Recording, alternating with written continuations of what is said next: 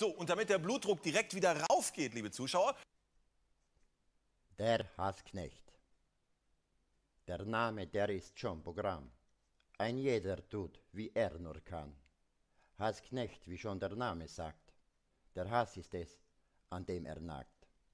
Als Knecht der sogenannten Lügenpresse gibt er den Össis nun eines auf die Fresse. Nun denn, da muß man sich schon fragen, welch Zweifel diesen Mann doch plagen. Wohl wird es sein, es geht um Quoten, doch der Mainstream, der hat schlechte Noten.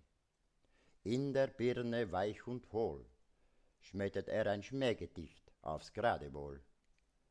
Doch du lieber guter Mann, der für seine Dummheit leider auch nichts kann, egal ob man als Nazis gleich beschimpft.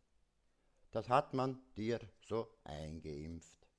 Doch unsere Hühner und auch Gämsen, die wir nach deinen Worten bämsen, der Unzucht werden sie von dir beschuldigt, aber gut, sie sind geduldig.